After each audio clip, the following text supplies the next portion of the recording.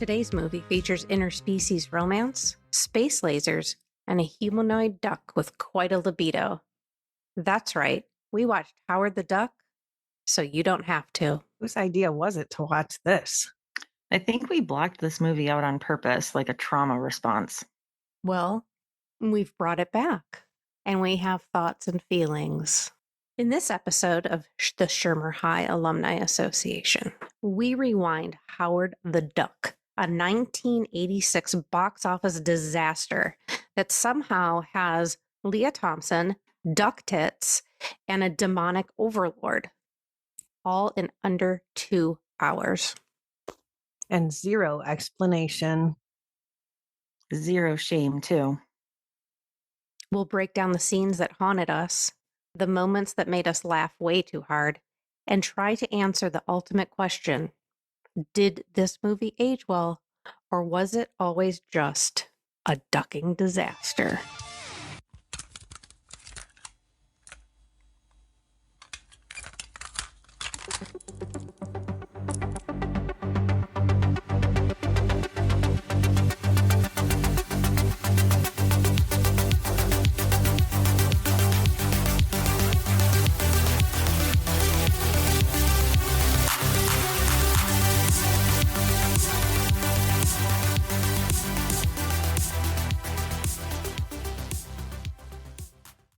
Hi, guys. Hey, Hi. what's going on? How's your week? Totally Quick. phenomenal. Very, very fast week. It was a fast week. But it all culminated with being able to watch Howard the Duck, which was just absolutely amazing. I Highlight can't of the get those week. 2 hours Absolutely. back. Oh my God, I'm going to have such a different take, I think. So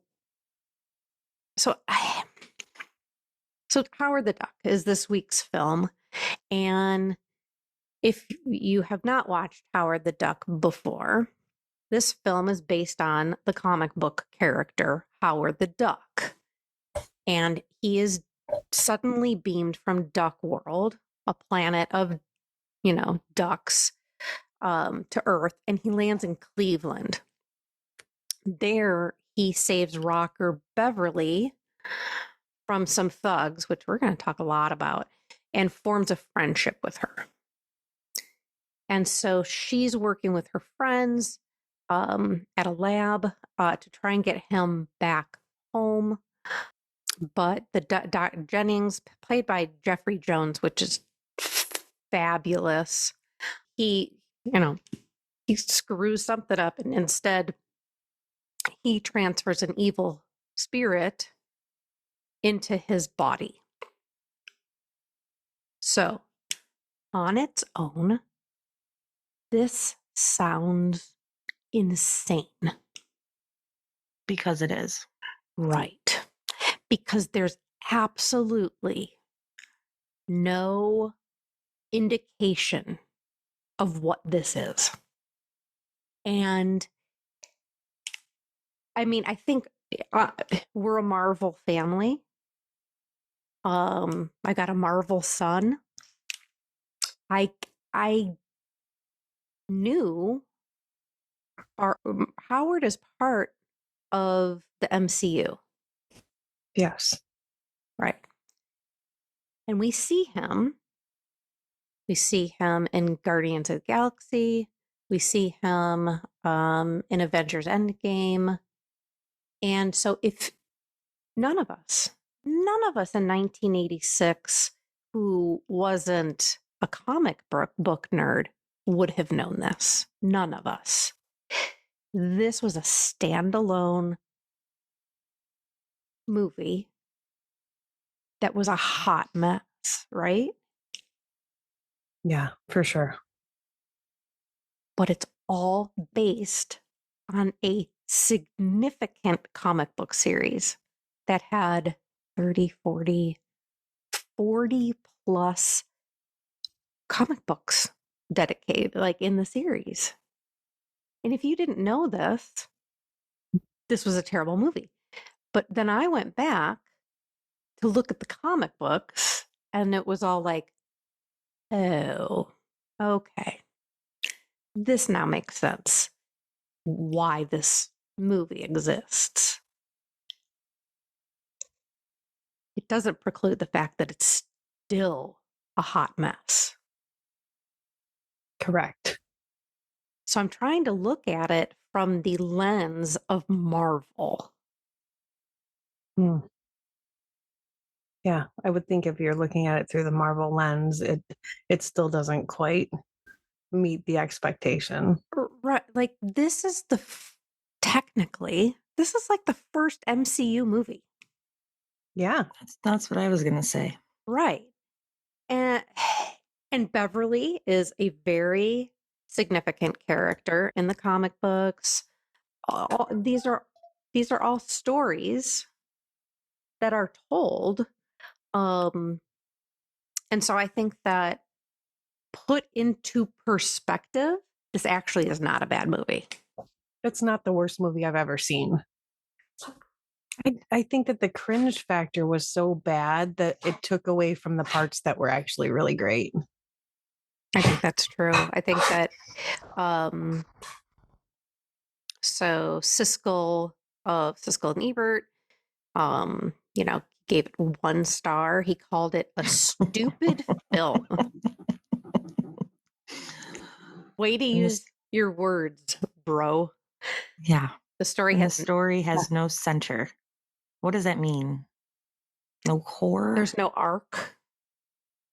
That there's no arc to it. I mean, I think the arc is the fucking demonic Jeffrey Jones. Right. Sorry, And the Dr. duck is not Jones. likable? How can you not like Howard? Yeah, Howard's pretty great. He is. And And the the special funny. effects are less impressive than a sparkler and a birthday cake. And that's not true. That's not true. That's not true. Like, so talking, okay, 1986, right? We've got George Lucas on this thing. So he's already done 3 Star Wars films, right? Yep. You're post Ghostbusters. Now, if you were to put Ghostbusters up against Howard the Duck, how are they any different outside of the fact that Ghostbusters had bigger name actors? Right. Because if you think like Rick Moranis in Ghostbusters, and then you look at Jeffrey Jones in Howard the Duck, it's the same exact thing. Agreed. I think the special effects with the actual demonic guy towards the end of the movie, I think that's excellent special effects for 1986. That was a scary totally dude. agree. Yeah. Oh, yeah. He was a scary dude. So I realized that while I was watching this, that I loved this movie so much growing up that I fast forwarded through 90% of it. Like I did not remember that monster. It's like I think I went from like her singing in the cage all the way down to her singing Howard the Duck. Like I Probably. missed that complete like 90% of the movie, and for good reason. Well, with your But child theater watching it, background, that probably makes sense. right? But watching it over, I'm like, this is actually pretty good for being like a 1984, 85 production released in 86. Right. It actually looked pretty good. And even like looking at Howard's costume, I'm like, is he like a Chuck E. Cheese animatronic or He was a what's person. going on there? Yeah, he was a Like you person. can tell there's a person in there, but like his head was very Chuck E. Cheese-ish. It was very Chuck E. Cheese-ish. That's good. Yeah. I Or think, Mark's Funtime Pizza Palace. oh my God. Mm-hmm. Oh my God. Mm-hmm. You want to talk about Cleveland? Oh my God. Well, so, We'll and get there. so I think like while we were watching the movie, we were very like, why Cleveland? Why Cleveland? Well, it's because that's where the comic book is set. Yes. But very obviously filmed in San Francisco. And I think there's definitely some Easter eggs in there that they're probably not purposeful Easter eggs, but It was fun to go, oh my God, that was over by where I used to live. That's, so it was very identifiable, San Francisco.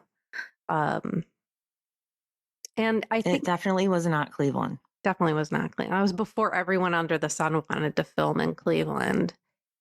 The duck not likable. I I think people I think the thing is his voice kind of it doesn't match for me. So I think we all sort of have this preconceived notion of what a duck should be. And I think that had to have been Siskel's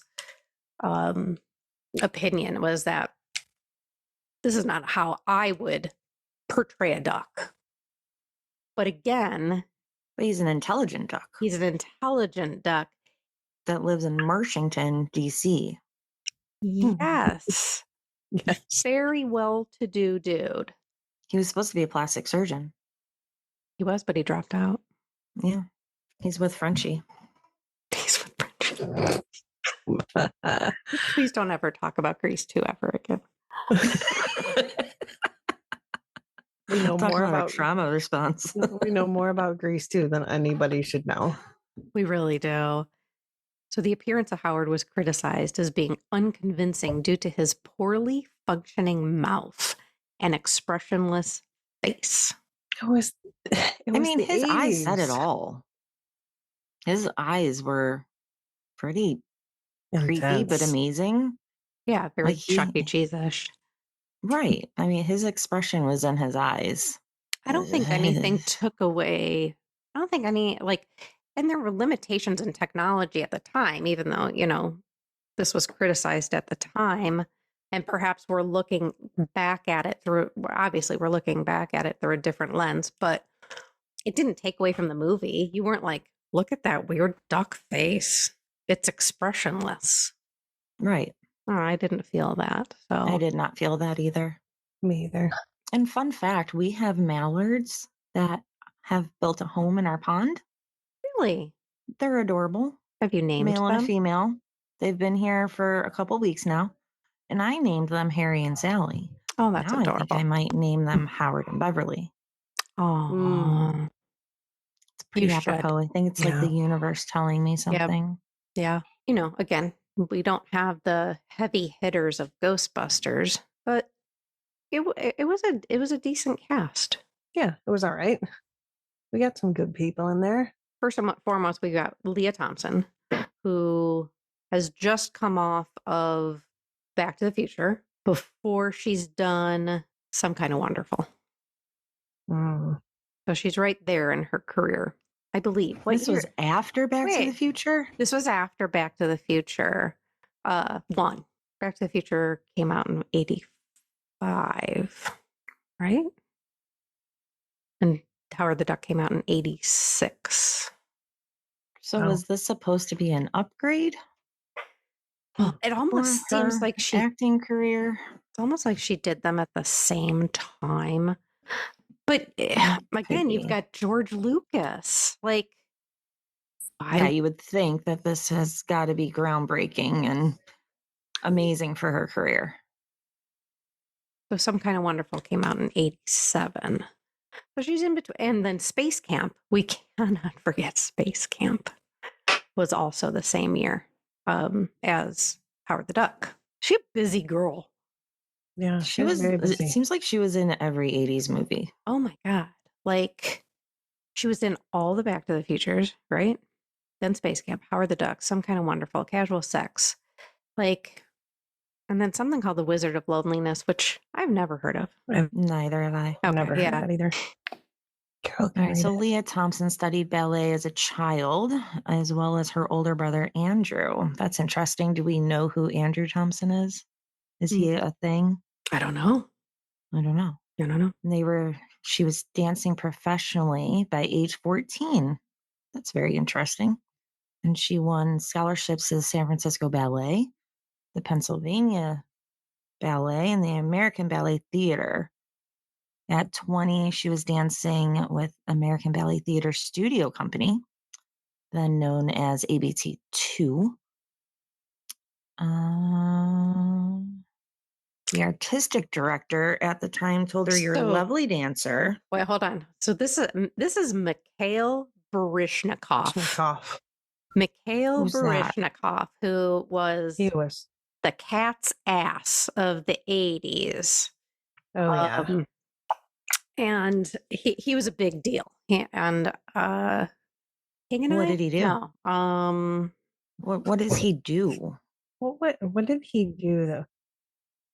He's a ballet dancer. She's a part of his ballet company. Your protege? He is an exceptional talent as a ballet dancer, his successful transition to acting, and a defection from the Soviet Union, which made him a pop culture icon. Okay. Okay, so he What? was right. I know him. Well, Mom. I know him as telling Lea Thompson she was too stocky. He did tell her that, and I'm kind of mad at him right now. Right, she was too stocky, and then she like quit, didn't she? Just quit dancing. Yeah. So to hear this from him, like, is like, because it's not just hearing it from just any old person, right? You're hearing it from the ballet dancer of the century. But he's probably the biggest critic too. So it's like, well, why are you taking just this dude's word? Yeah, I know him from being on Sex and the City. I think he dated Carrie. Honestly. Oh, was he the artist? Was he? Yeah. Was he the artist? Yeah. Okay. Yeah. Okay. Yeah. Still don't like him right now. Right. He hurt our poor Leah. He did. He did. He was rude. Yeah. And overcritical. Okay. And if she wants to dance, she should freaking dance. We all should dance. Yes. I hope you dance.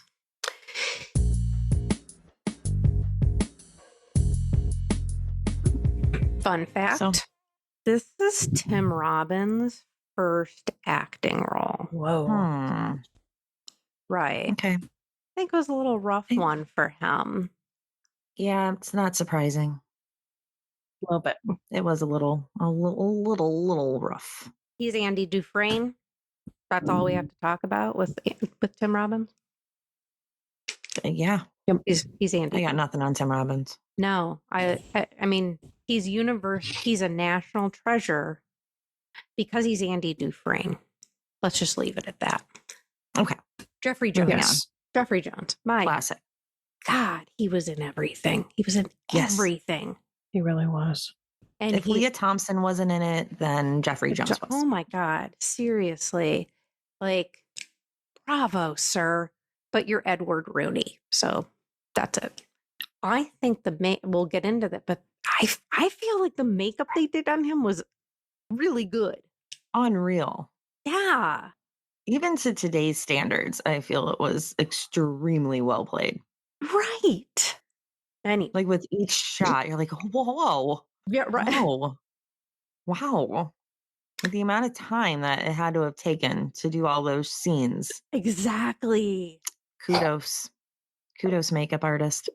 The effort in San Francisco to turn everything to say Cleveland is just hilarious. It's kind of like very hilarious. Cleveland changes everything to be Gotham City. Else. Yeah, exactly. Just like, but this definitely was not Cleveland. No. But I love. So it's like, well, okay. Now I understand why they said it's Cleveland, but it's like, pick another city if you're not going to be here, right? Or even make it look like it. Well, I don't know that I would have filmed anything in Cleveland in the early 80s. That was the most bougiest thing you could have ever said. No, but I mean, Cleveland was a little bit of a scary place. Oh, come on. It was before San Francisco?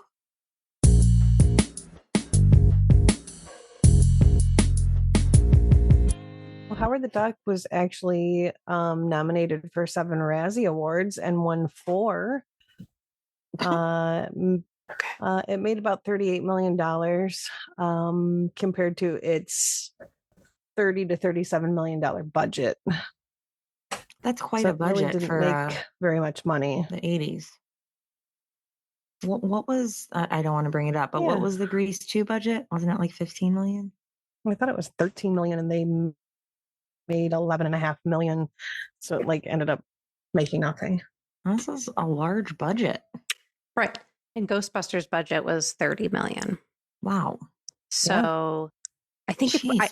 honestly, if we really put this up against Ghostbusters, it's not that different of a movie. No, it's not. Those Razzies, though, that was Worst screenplay. Yeah. The Worst Golden picture. Raspberry Awards. I just don't Who think distributes Worst these screenplay. awards? the Razzies. Okay. Yeah. Worst visual effects. Like, this And- is harsh. It is. Stinkers Bad Movie Awards. Worst picture. Yeah, it's a little. Wow. I just don't think that it would get these same nominations today. I think, Agreed. because obviously it has a cult following, and now that everyone knows he's in the fucking MCU, they're like, oh, okay, this is cool. So, yeah.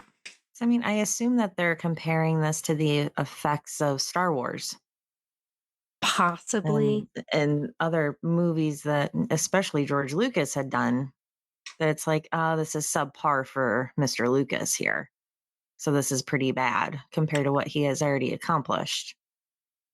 That demon at the end of that movie was George Lucas quality. Absolutely. 100%. Anyone who says different is stupid. All right. Do we want to get into the actual movie? Yeah.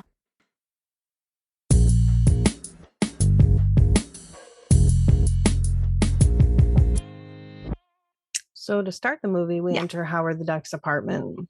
Howard is sitting in his recliner and he's watching TV, and then he pulls out a duck porn magazine called Play Duck. And suddenly Howard is sucked through the wall. We see various people throughout his apartment building, including naked female ducks. So this is where we see duck tits for the first time. Can we talk about duck tits? I'd love to. Do we have to? This is cringy. It's very cringy. And without actually reading the comic, I can't tell if the comic also had this kind of weird nudity in it. I think it did. Did it? Mm-hmm. Okay. So that's why we have duck breasts. They were very, what's the word? Perky? They were very perky. They were quite ballish. They just looked like balls. Those are not what breasts look like, boys. Like silicone implant duck breasts. But the yeah, they kind of looked like cereal bowls. Or like paper mache to them. They were paper mache cereal bowls. Yes. Okay. And that goes away, and we don't really see any more duck tits, but anyway, he's being sucked through the building. Sucked through the building, sucked through a vortex, and he ends up in Cleveland. So he's taken off of his planet and goes through outer space and ends up in Cleveland. So he ends up in an alleyway, and it's outside of a club. Some guys outside end up throwing him into the club as a joke. And that is where he first sees Beverly performing in her band, Cherry Bomb. He's had a rough first 10 minutes of his life on Earth. He really has. He was picked up and moved around and kicked around and almost ran over and hiding in barrels. Yeah, it's been pretty terrible. Lea Thompson did all the singing. That is not dubbed. Nice. Oh, I know. I think that's good for her. Great. I was wondering that. She did very well. I was wondering that too, if that was her. Yeah, it was. She did a good job. And they're all behind a fence, I guess, because everybody accosts everyone. I think that might have been a punk thing at that time, was the fences in clubs. I feel like there's another movie where a band is behind a fence. I think in Some Kind of Wonderful. Is it? Okay. I think so. Yeah. Yeah. I think it was that was a thing at the time. I could ask my wife. Maybe she was in a bar in the 80s and she could I'm tell sure us you about would it. too. No, I was a kid. Oh, so then we have wait. So this is where we have the girl biker gang Yes. or girl biker gang, and they're called like The Satan sluts. Satan sluts. sluts. Why? Again, I don't know if this is from the comic book or not, but that's a name. I don't think we have to talk about it anymore. But anyway, girl biker gang, like, yeah, girl power.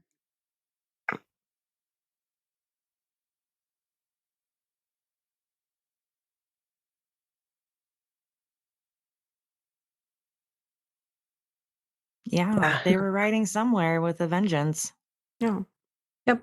So this is where Howard ends up sort of in the alleyway after the show, he leaves and he ends up hiding in a barrel. An oil barrel. Yeah.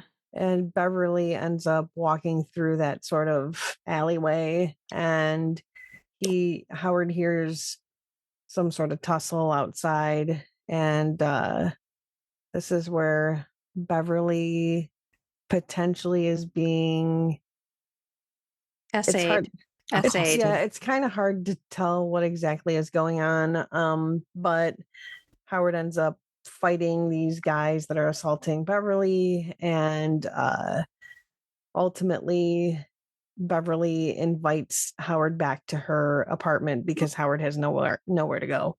Okay, let's back way up.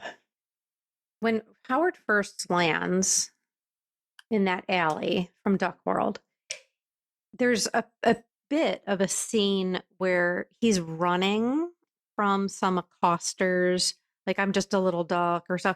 He's very like, I don't know, the way he was running away from these people. And then he turns into this, like, I know quack foo. And he like kicks these, whatever he does. It's just a strange introduction. And again, this goes to the screenplay. And I do think that the screenplay is not good, but this is his power. His quack foo. Correct. Right. I love that for him. I love that for him too. But let's just talk about this like casual essay scene that we've got going on here. The guy with the baby heads on his jacket. Yeah, I don't feel like that was punk rock. I was going to ask you about that. Yeah, I don't recall ever seeing anybody in my travels that chose to put doll heads on their leather jacket. But maybe he felt like he was being really edgy. I don't know. That took a lot of work to sew all of those doll heads to that leather jacket. Leather's hard to sew into. Yeah. I mean, I guess I didn't do a close up on it. Did he have those secured with bobby pins or with safety pins? Maybe they That would were make sense. secured with safety pins. Safety pins would be pretty punk rock. The doll heads, no.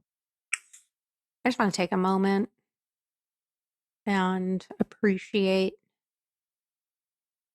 OG hair crimpers. Still have one. No. Use it. Like if you have the original one from the 80s, cool. But they've tried to recreate it in modern times and it's not the same. Oh no, it's way too big. They're not way too spaced out. They're way too spaced out.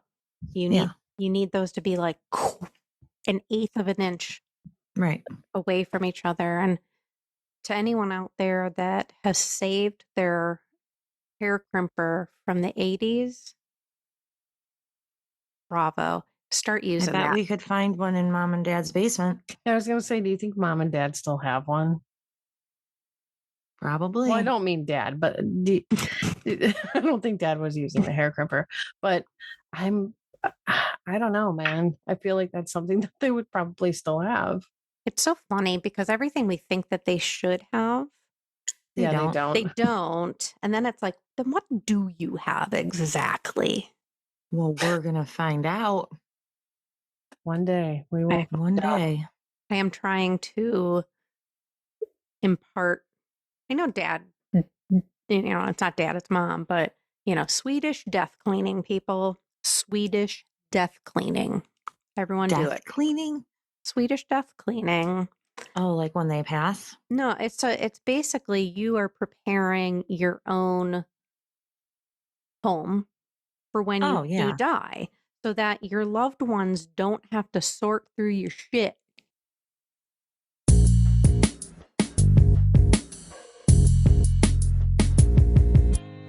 So when Beverly and Howard get to the apartment, there just seems to be this shift where they're best friends.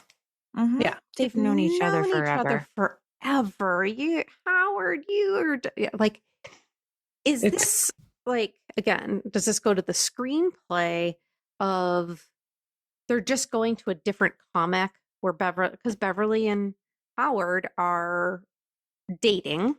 They date for most of the series.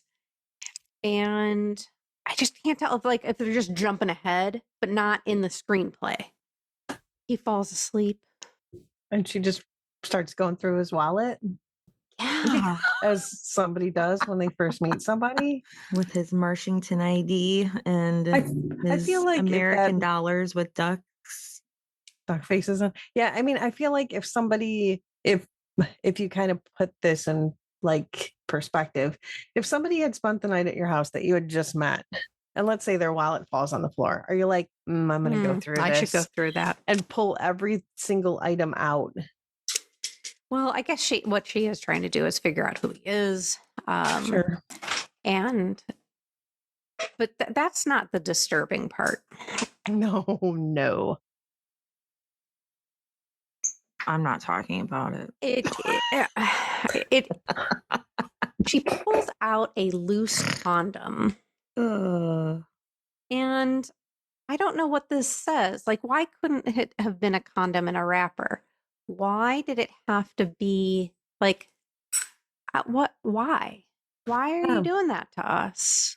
Maybe ducks don't need them to be wrapped. They don't need things to be sanitary or anything like that. No. Mm-hmm. Okay. Duck STDs. Right. And so it makes you bird flu. Immediately think of whatever his duck penis is, and it's just unsettling. Yeah, it's.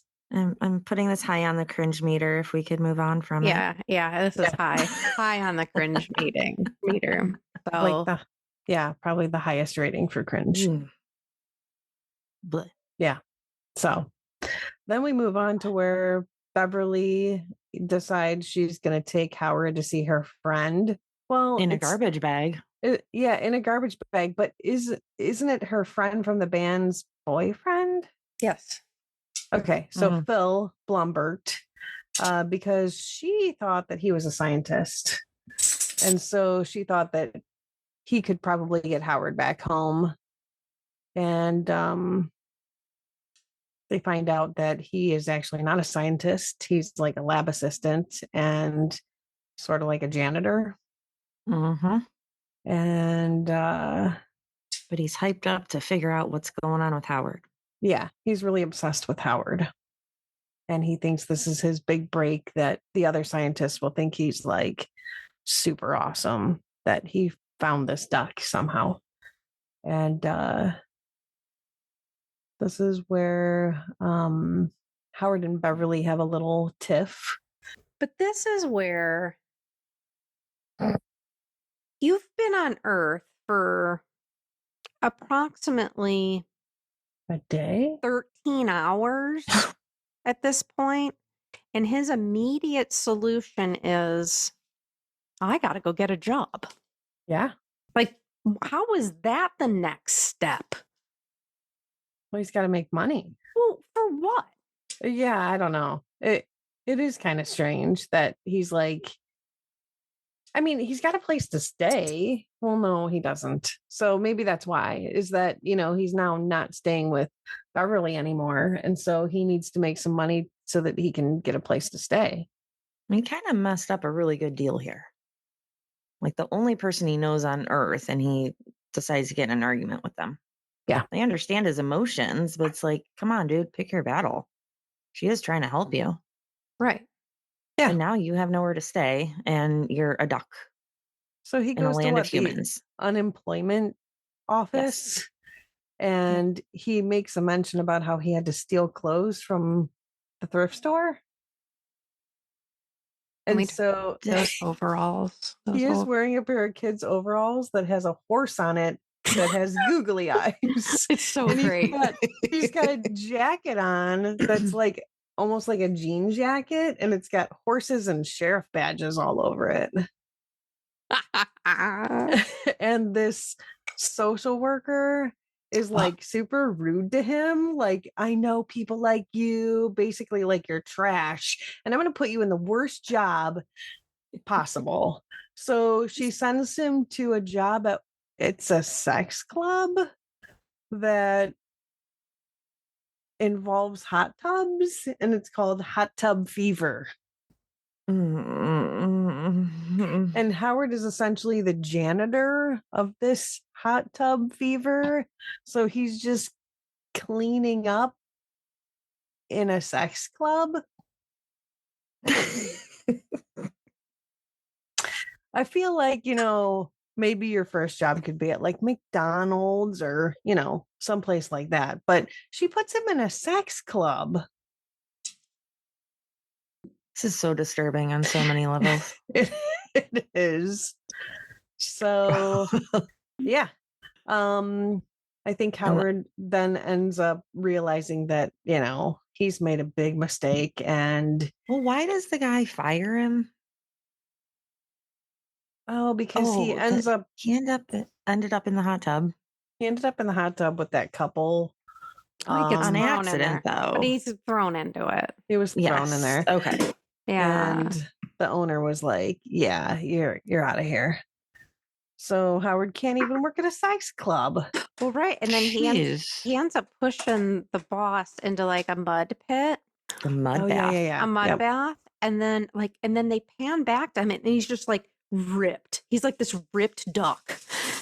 Did you notice that? He was like, he's got this tight shirt on and he's just like a bro. Yeah. Yeah. Yeah. So oof, we can't unsee this one. Yeah. It's very strange. So Howard ends up going back to the club to find Beverly. And overhears this conversation with the manager of Beverly's band and some of his cronies, which the one guy is the same guy from Ferris Bueller's Day Off that drives Ferris or drives the car. So immediately I'm like, who is that guy? Who is that guy? And I could not place him forever. And I kept watching that scene over and over and over again. And I was like, oh my God, that's the guy that drives the car. Oh my God, from the parking garage scene. Anyway, he just walked over from the Ferris set and was like, "Hey guys, you need some? I'm bored. Yeah, I can be in a scene. Guy." So Howard kind of fights them and gets their money because they were talking about how they were going to steal the money from the girls' band, and so Howard gets their money, and he goes backstage. Still a fight. There's a fight. There's a fight. So we're pulling some superhero shit here, right? Like he's using his quack foo. And he, gets this guy nailed down and gets the money and makes, fires him. Yeah. So there we're seeing some superhero shit finally. Yep. Go Howie. Oh, Howie. So yeah. And then Howard goes backstage. He gives the girls their money and says, hey, I fought your dudes, and your manager's not your manager anymore. And so ultimately they're like, ooh, Howard, you're the best. And so Beverly takes Howard back to her apartment again. Right. So now he's been there technically for 24 hours. Right? Mm-hmm. Right? Yes. Is this where he's kind of playing the piano? Yes. So he starts playing the piano and getting down, and Beverly's watching him, and she starts laughing. And then he discloses he had a band. He had a band. And Beverly goes to walk to her bed, and she's wearing this robe that's open, and she's wearing like lingerie, like a lingerie crop top and string bikini underwear and nothing else. In front of this duck, a duck that she met less than a day ago. That's where, and like, and she knows he has a duck condom. Yeah. Right.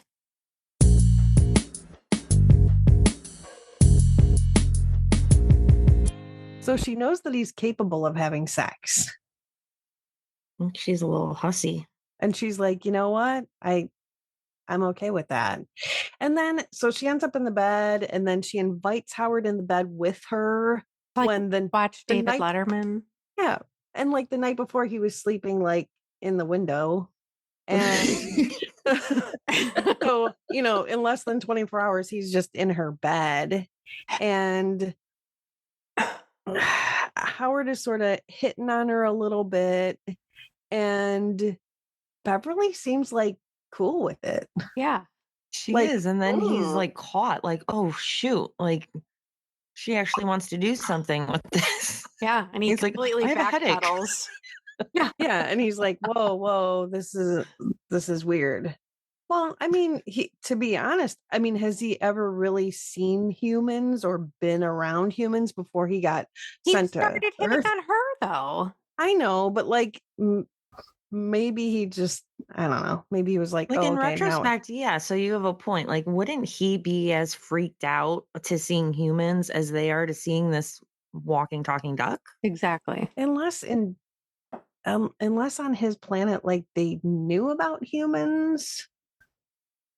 So anyway, in the middle of them kissing, Phil shows up. Right. And just like, how walks did in they on just them. walk into her While they're studio like, loft, whatever it is? and if they wouldn't have walked in right then, what would have happened? Yes. Oh, that was definitely a cringy scene. Very cringy. Yeah. Like, why are they getting in that easily? Oh, the door was open. So the outside door is open, and I would assume Her she has an apartment door is upstairs door, just like open. And so they just decide, you know what? It's night. It's late because this is after a concert. And this is like they're in bed. So it's got to be like really late. Because if I recall how late shows got out, we're talking like 2 a.m. And then they go back to her apartment, and Phil's like, I think I'm just going to bring some random dudes into Beverly's apartment and just walk in. Right. And it's fine. Yeah, that's totally fine. At 2 or 3 a.m. Totally normal. Yeah, makes sense. So, yeah, he walks in with Dr. Jennings, and what was the other? We know what happened, and we can reverse it. My bad.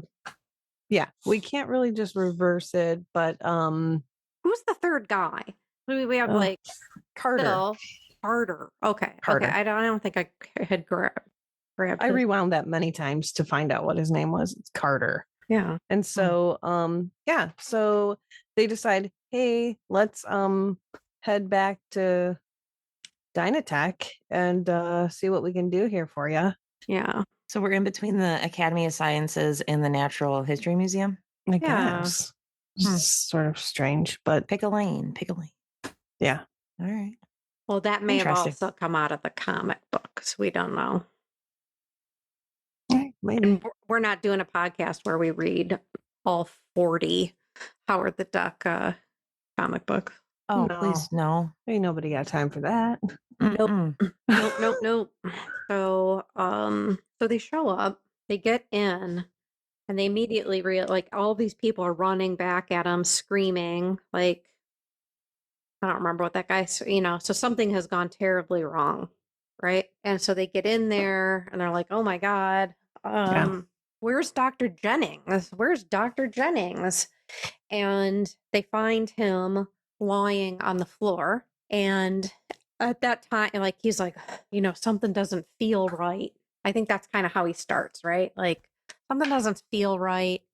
And they're like, well, we got to get out of here. Yes. But Sorry, I was at then the wrong scene. somehow, like, so the police show up because, like, all this stuff has gone wrong and they arrest Howard. They arrest Howard for being an illegal alien. Right. And so they put him in the back of the cop car. No, that was Phil. They arrest him, but No, how they- does he get away? Who, Howard? Because Beverly turns the gun on the cop to get the handcuff key to release Howard. So now he's wanted and extremely dangerous because they now have the cop's gun. And then the cops are meeting and they say, all right, well, now we're out to shoot to kill. So Howard and Beverly are like, ah! And then they escape with Dr. Jennings. Right. So now they're all on the run. And this is when the demon is coming out of Jennings. Right. I thought So that now the scene where Phil is in the back of the that's much later. Oh, that's much later. You're right. Yes. Yeah. Sorry. Yes. And so what do you do when you're running from the law? Well, you probably need a cup of coffee. I mean, I feel wouldn't it be like 4 a.m. or 5 a.m.? Yeah. Right. Like they do say they're you- used to getting interesting people at night, but there's a lot of people in this place, which now seems to be very early morning rather than late night. It's like my friend's deli in the middle of the night, except there's like whole ass like families there. Right. Like, exactly. it doesn't match. It doesn't match at all. Who's taking their kid to Cajun sushi at 4 a.m, it seems. Yeah. It's like a packed restaurant.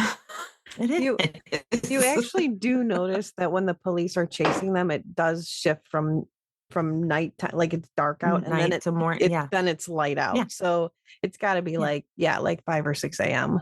Just very early breakfast service. I guess. Okay. I mean, the special that they order is a breakfast special, so That's the eggs. true. You're right. The eggs. Yeah. The eggs were pretty detrimental for Howard. Howard was very triggered by the eggs.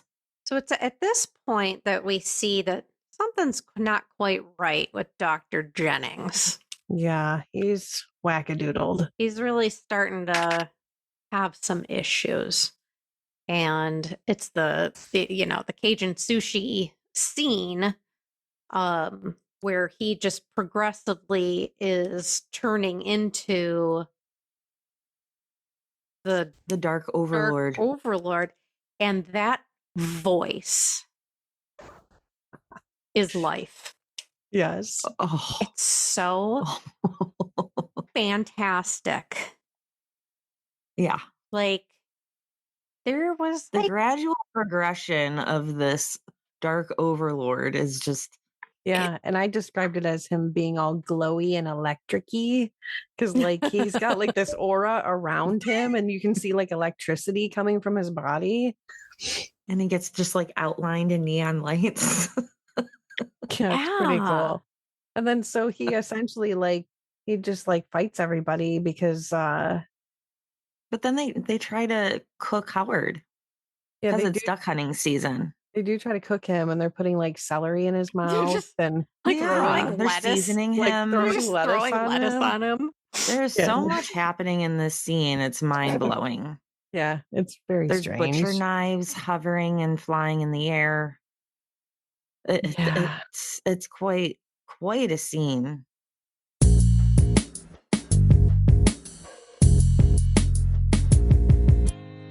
So Dr. Jennings takes Beverly hostage in a semi. Yeah. Yeah. And so he's driving. And so he needs Yes. power, right? He needs Some sort of that's when power. the thing comes out of his mouth Yeah, is in the semi, right? I described it as a Mhm. weird wiener worm or what looks like a very long turkey neck.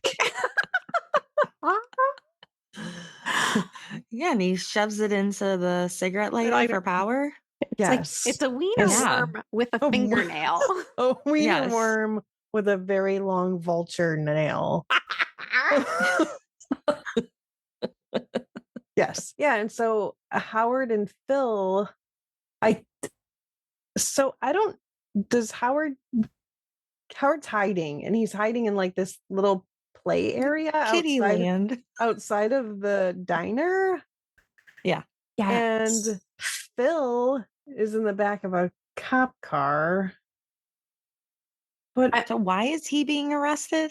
I I guess think I missed that part. I think it's from Dynatech, right? Like he was like they just had to go to this other emergency and he's still He's with just them. in the back of the car. Right. Like But he's handcuffed. right, because they Yes. arrested him at Dynatech. Like they were arresting Howard. Yes. Okay, that makes they sense. got him, but they just haven't been able to get back to the police station yet. They're like, "Hold on, dude, we've got to go to this other emergency. We're just taking you with us. We're just taking you with us." Yeah. So Phil sees Howard in the playland area, and essentially Howard's like, yeah, you got to get out of there. So they escape. And So that was I thought that was a funny scene where it was like, "Oh my god, how are we going to get you out of here?" That was And funny. and so he just goes somehow is able to get to the front seat of a cop car and like just Yeah. like thrusts himself out of the front window. And Howard's like, "Well, we could," and he just like opens the door. open the I thought door. that was funny. I thought that was some comedy. Yes. He is an intelligent duck. He is an intelligent duck. Yeah. And so they're kind of like, what do we do now? And they find this like Wright brothers airplane that's just, randomly there. And they're like, yeah, let's just take this.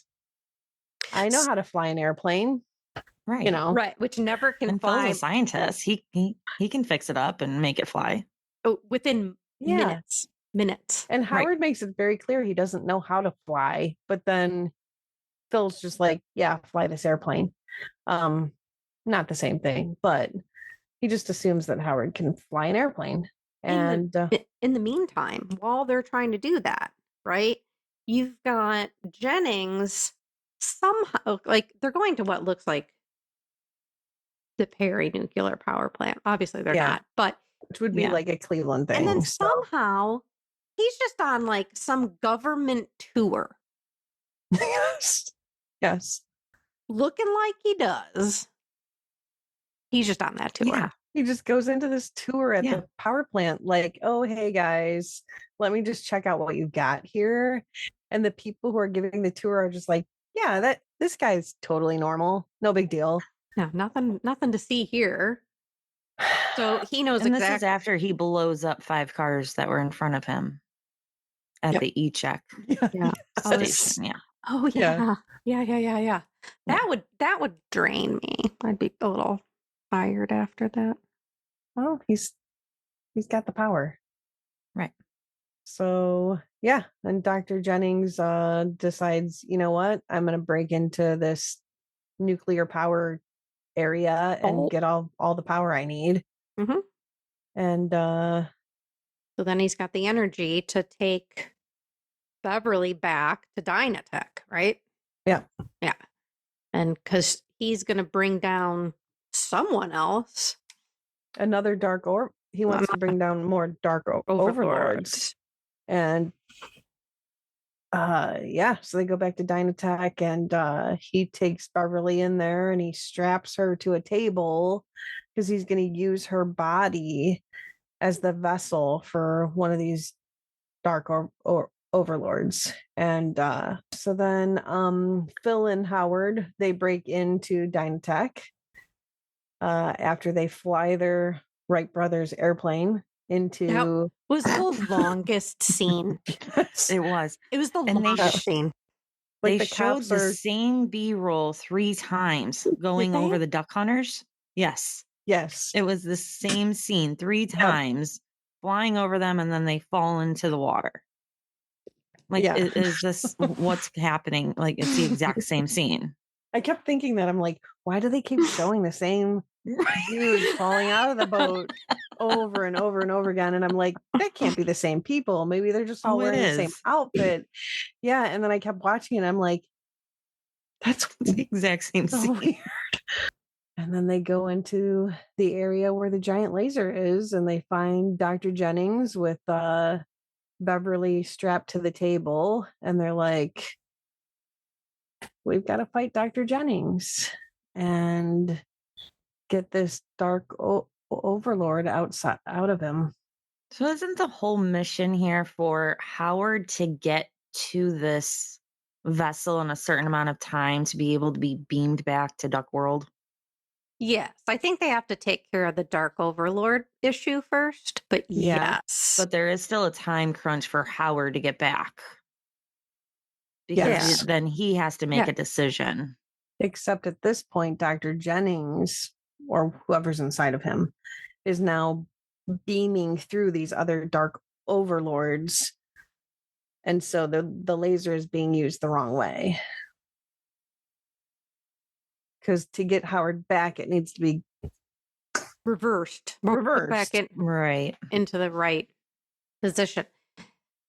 And so we've got is this where the giant monster comes in?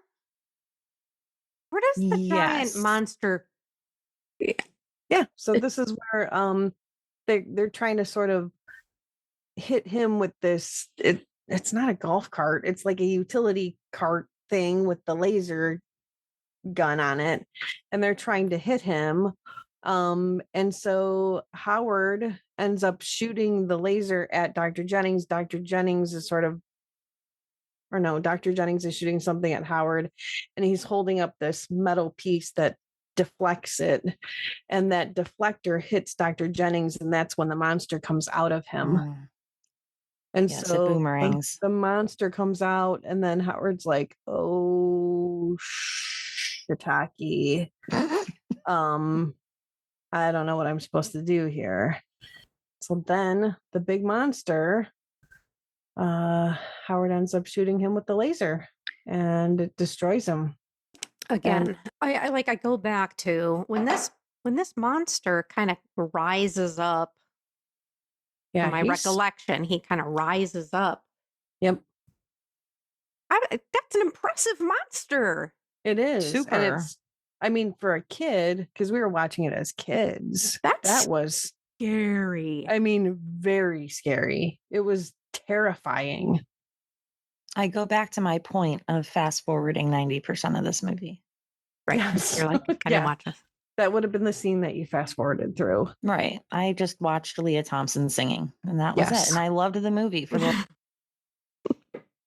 Yeah. So all the stuff inside the lab ends up getting destroyed. And Howard kind of knew that if he shot the laser, to prevent those dark overlords from coming through the laser, that it would destroy his chances of going home. And so he decides, yeah, I'm just going to do it, and I'm going to stay here. And it blows up, and essentially Howard ends up underneath some rubble, and Beverly thinks that Howard is now dead. And she says something like, I don't know where you are now, but I hope that you're happy. And she starts crying. And then I just have to take this back to Ghostbusters, because yeah, You're right. The villain here, they're dark overlords, right? Big scary monster. Yep. Ghostbusters 1 from 84. The main villain is Gozer the Gozerian, who is Big a scary monster. powerful demon who's been summoned to Earth. And they kill him with a laser. I'm just saying. Yes. So this isn't too original. You're telling me. Well, no, it seems like Ghostbusters ripped off Howard the Duck comics. But Ghostbusters was 84. No, the comic books were from the 70s. Yeah. I gotcha. All of this in Howard the Duck is from the comic books. This isn't a new story. Same premise. Right? So Howard gets the short end of the stick here. Yeah. He's laying there. We think he's dead. Yeah. But alas, he is not. But he's not. He is not without a sense of humor. He's not. Because he wakes up. And pretends to be a dark overlord. Like, too soon, Howard. Too soon. Yes. And so everybody laughs like it's a Scooby-Doo episode. Yuck, yuck, yuck, yuck, yuck. Oh, this was a crazy night, guys. So you know what we should do next after all this is there should be a concert. So that's obviously for fast forwarding significantly in time, right? Yes. Because now they're playing arenas. Yes. They're wearing really fancy outfits. Yes. And Howard is their manager. And he's got a pretty cool outfit on too. Is he wearing a suit? He's like wearing a suit coat. Yeah. Was he wearing pants? Because he has to be wearing pants. Disney would fuck them up if he wasn't wearing pants. He had to be wearing pants or Disney was. Yeah, no, Disney was none of it. And Phil is like a stagehand. Yeah. He went from being like a scientist assistant to a stagehand. Yeah. So everybody's just in on this band. Yeah. And in my opinion, this is the best part of the whole entire movie. It is. Anyone want to say it? Kristen doesn't agree that this is the best part of the movie. I mean, of course, because it's the, it's the end. And it's a great scene. And that's a song. Yes. That was sung. With the synth music. Very 80s. Yes, I love that they kind of like have this plan in place to get Howard on stage, so he can play the guitar from back in his days and he absolutely shreds. Right. And is that how it ends? Yeah, and so they perform, they have like this whole choreography that they're kind of doing, like a playful choreography, and that's how it ends. To this duck we say a toast, so get the butter off his face. What? No, he's got too good to roast. He saved the human race. What? Well, he did save the human race. But no, let's not talk about roasting him. Oh my God. Too good to roast. Okay, so don't roast him. We're not going to eat him. Get the butter off his face. Okay. Did they put butter on his face maybe in the diner scene? The diner scene? I don't think they did. Need to contain him. Hickory dickory dock. He ain't about to be plucked. Too groovy for gravy. Too precious for pate. He's a funky little feather-bearing waterfowl. A quack that's not a fake. Little cupcake of a drake.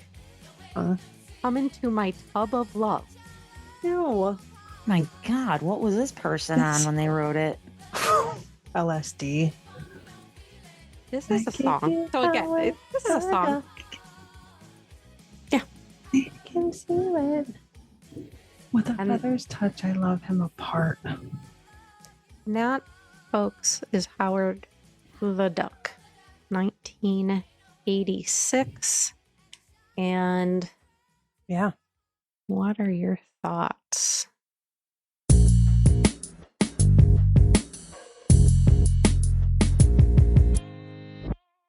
My thought is this is not what I remember it to be. I was a little creeped out by it.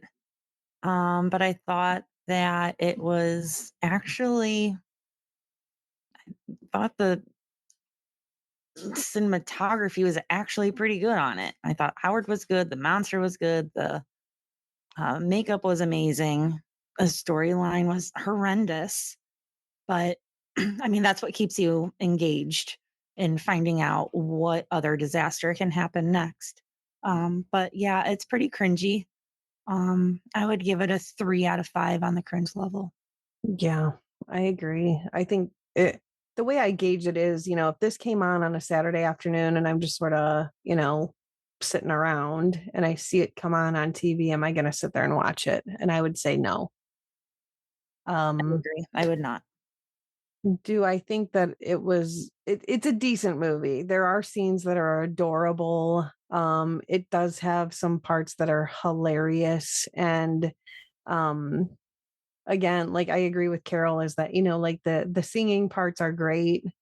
But the storyline kind of lacks it for me. And I would say on the cringe scale, I'd probably give it like a 2.5. Yeah, I'd have to say that I'm going to say like Lea Thompson vocals are a hell of a lot better than Michelle Pfeiffer vocals. Mm-hmm. 100%. I think it's unfortunate that this movie was made. But I'm not saying that in a way that it doesn't deserve a story. Howard the Duck was, I mean, it wasn't the biggest comic series by any stretch of the imagination. But to just kind of throw it into society that doesn't really, on the whole, know what the MCU is, because it's never mentioned, it's not talked about. The screenplay is not good. It's just not, there's just too much in it that could have been done better. Mm-hmm. So screenplay wise, just cringy, just not good. The acting, I think, was good, except Tim Robbins. He overacted. He was definite overacting in this. But otherwise, I think like the actors were decent. Were decent actors, and the effects. I'm sorry, like they're no worse than Ghostbusters. Fair. Yeah. Yeah, agreed. So I mean, I would rate it like a 3 out of 5 on the cringe scale. But after watching this again after so many years, like I understand this story and I understand like why the things that happened in this movie happened. Just unfortunate that it was written the way that it was. And we have that in modern day Marvel movies too, where it just isn't adapted right. And the nerds like me know that, right? It's kind of like Harry Potter. It's like you didn't adapt this correctly, like at all. And I just don't think this was adapted correctly. Yes. Should there be a remake? No. So Howard is in current day stuff. And today he's being voiced by Seth Green. He is showing up in different areas of the MCU. But no, I don't think it's deserving of a remake or a sequel or anything like that. But I think you could incorporate him like they are. I mean, they are giving him the respect. They're redeeming him. They are. I mean, I don't know how much he's redeemed by being in a glass tube, being collected by the collector. But, like, it's like, oh, wait, that's Howard the Duck. Why is Howard the Duck in the collector? Oh, wait. And then you go and look at it and you're like, oh, well, this makes sense. So, no, I don't think it needs needs a remake. I think it sits alone back there in 1986 where really it should stay, which is a shame. I do think Lea Thompson does a pretty great job. Yes. Well, with that, we're going to say our farewells. Yeah. Howard the Duck. I think it'd be cool if he shows up at the Marvel campus at Disneyland. Wouldn't that be a great Like if they had, or even one of their like ticketed event parties where they bring out like the special characters, if they brought out Howard the Duck, I think people would be like, oh, that's sweet. But that would be the kind of thing that I think would be great for the character Howard Yeah. the Duck. It's Yeah. just little kitschy things Yeah. where people who do appreciate Howard the Duck will be like, that was awesome that they brought him out. And they Yes. gave him a little nod, you know. Yes. But as far as like having a sequel or like part 2 or, you know, remaking it, no. No. But I like that like Seth Green is doing Howard the Duck and kind of bringing him back in like a more modern twist. Yeah. And I think that if he showed up at Marvel campus, that would be pretty cool. Like I would appreciate that. If I saw it, I would be like, that's awesome. That's cool. Yeah. Like if there was a character meet and greet. Yes. Yeah. 100%. I agree. That campus needs something, but that's a different conversation. It is. So that's it for this week. Thanks for joining us. And we'll see you next time. bye. Bye. Bye.